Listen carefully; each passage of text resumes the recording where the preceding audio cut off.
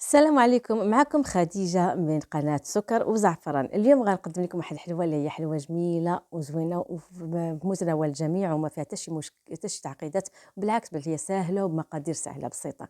إلا كانت هذه أول مرة كتزور القناة ديالي فما تنساوش الاشتراك في القناة وتفعيل الجرس وليصلكم كل جديد والضغط على زر اللايك وكتابة التعليق.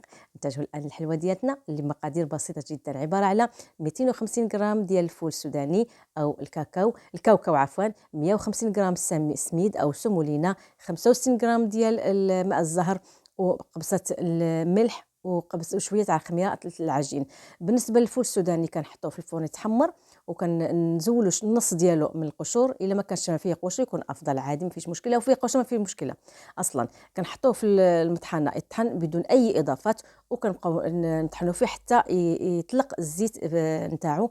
فما كنديروا له والو، اي اضافه ما كنضيفوها له. فاحنا ملي كنعجنوه وكن بايدينا كنحسوا بانه كيتجمع، هذاك هو القوام اللي حنا محتاجينه.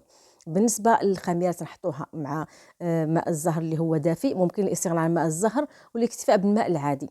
من بعد تنحطوا السمولينا او السميد، كنحطوا عليه ملعقه كبيره ديال الزبده، كنحطوا عليها قبصه الملح، وكنعجنوها حتى كنبسبسوها مزيان حتى كتدخل الزبده في السميد كله، ما كيبقى فيه حتى شي يكون كله مغلف بالزبده.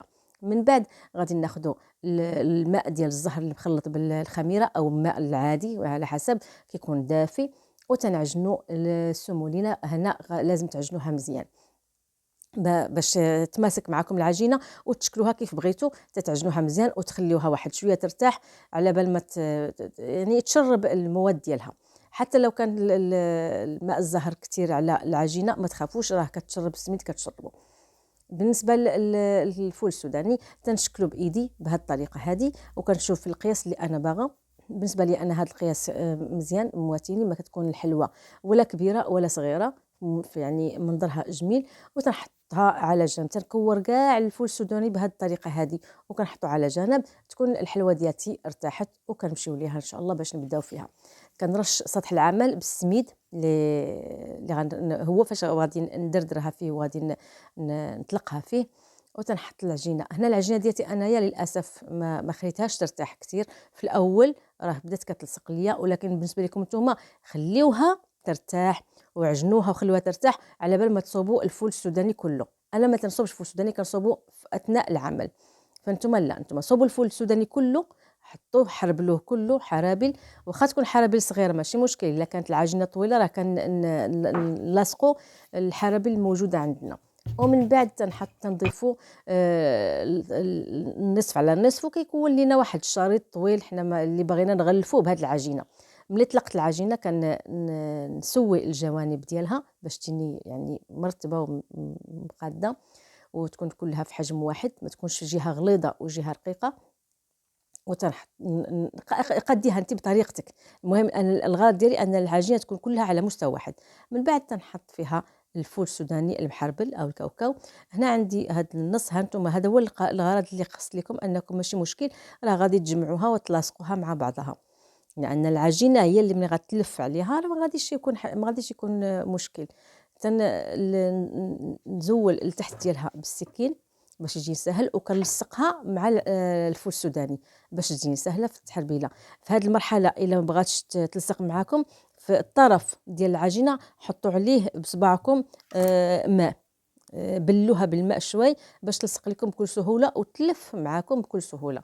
هذه في حالة الا ما لصقاتش صافي كنلفها عليها مره واحده باش تغطى العجينه كلها. وكنسوي الجهه الاخرى، وكنحط الجهه المفتوحه على تحت باش ما تفتحش معايا في الفرن، وكنقادها بايدي بالطريقه هذه باش ما تفتحش نهائيا، ما يكونش فيها الهواء. حاول ما يكونش فيها الهواء، تكون العجينه لاصقه مع الفول السوداني. هنا كتشوفوا القياس ديال الحلوه اللي بغيتو، ومن بعد كتاخذوا الاولى كمعيار ليكم وكتمشيو عليها باش تكون كلها في نفس الحجم.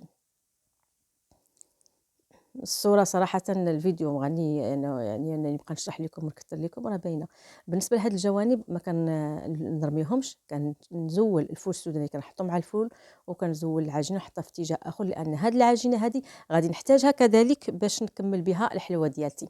نحطها في طاوة عفوا، ما محتاجاش أنها تدهن، ما كتلصقش نهائيًا العجينه، ما محتاجش كاع تدهنيها. وكنمشي كناخد كنكمل كلشي، والباقي ديال العجين اللي بقى ليا ها هو نشف من طبيعة الحال. أنا غادي نحط عليه تاني هو ماء الزهر ونعجنها. في هاد اللحظة أنا حيت عجنتها بماء الزهر المرة الثانية وارتاحت ليا، جاتني العجينة أحسن من الأول. داك الشيء علاش نقول لكم في الأول عجنوها مزيان وخليوها. صافي غادي نديرها نفس الطريقة، غادي نحطها على سطح العمل. أنا نعيد لكم الطريقة باش تشوفوها. ها هي، هذه راه مدلوكة، هذه راه البواقي ديال العجين اللي أنا استخدمت. فندردر عليها تاني السميد وغنحطها. صافي ما غاديش تاخد مني مجهود لأنها مدلوكة. غادي بس نمرر عليها المدلك أو الشوبك، وغادي إن شاء الله تعمل معايا، تمشي معايا مطيعة، لأن خدت الوقت الكافي ديالها في الراحة، وخدت الوقت الكافي ديالها في الاختبار، فما ما تكونش صعيبة عليكم. وأصلا السميد المشكل ديالو هو أنه كيتفرول، فهذه حيت معجونه ما تفرش معاكم. بالنسبه لهذا البقايا ديال الفول السوداني حاولوا انكم ما تكونش عندكم باش تبقى لكم الحلوى نظيفه، خصوصا الا كانت برا. اما الا كانت على الداخل ماشي مشكل، غتغطى بالعجين تاع الفول السوداني. خديت الحربول ديال الفول السوداني عاوتاني كيف العاده، سويت السطح ديالها مزيان، وغادي نسوي الجوانب، وغادي ندير نفس الطريقه.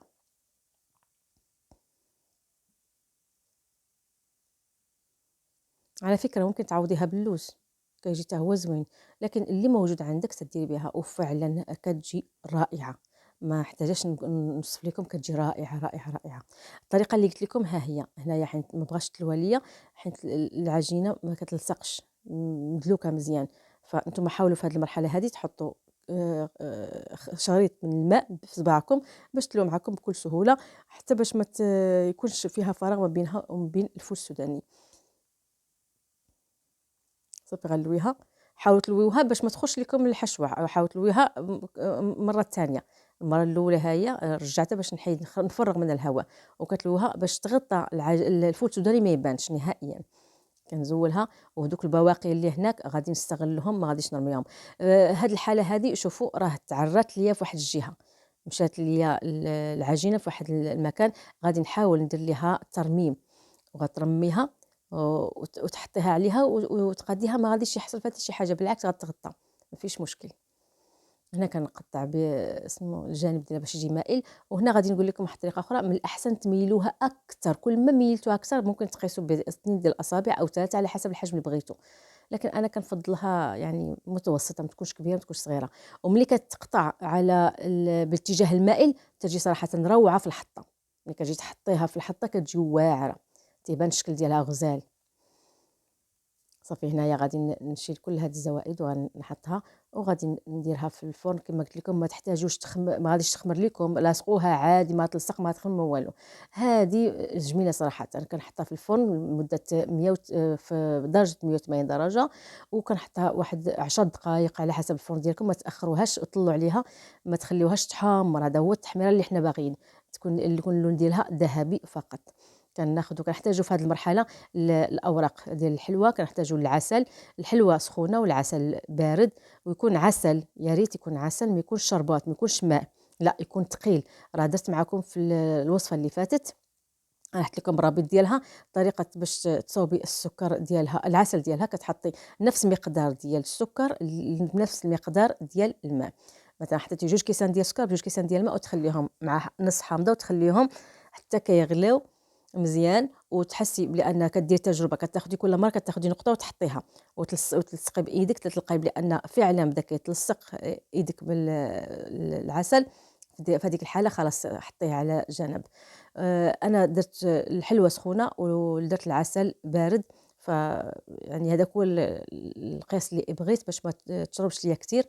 وحطيت حدايا هنايا، خديت الفول عفوا استغفر الله العظيم، مالي مع القطاني. خديت اللوز المهرمش، وخديت اللوز ايفيلي، انتم اختاروا. ومعايا واحد الطبيصيله فيها شويه ديال العسل، اللي هو عسل النحل، عسل ديال الاكل، كنغمس من الفوق. اوكي، وكندير هاد الطريقه علاش؟ باش يتماسك ليا المكسرات، تماسك ليا مع سطح الحلوى. كنعيد العمليه تاني، ها هي. عفوا. بالنسبه لي انا جاني كلهم بحال بحال، يعني التزيين كله جميل. انا عندي الاثنين، خلطت ما بين الاثنين، ما بين اللوز ايفيلي وما بين اللوز المحمص المهرمش. ها هي الطريقة الشكل ديالها الأخير هانتوما شوفوا، روعة روعة، كتذوب في الفم. الناس كتار ما عرفوش بان هاد الحشوه هاد الغطاء ديالها الملفوف عليها بانه عباره عن سميد تيسحب لهم واش الورقه، ما كيبانش عليها نهائيا انها سميد او سمولينا كيف معروف عند الاغلبيه. بهاد الوصفه الرائعه كنتمنى انكم ما تنساوش الاشتراك في القناه كيف عاودت لكم تاني، بالضغط على لايك وكتابه تعليق جميل، وحاولوا انكم توصلوا هذه لواحد العدد باش تعرض على جميع ان شاء الله. وحاولوا نتوما اصلا تنشروها عندكم عند الاصدقاء ديالكم الاحباب ديالكم. هاد الكلام الاخير انا ما كنعرفش نقوله، فخليت لكم نتوما الطريقه. الى اللقاء.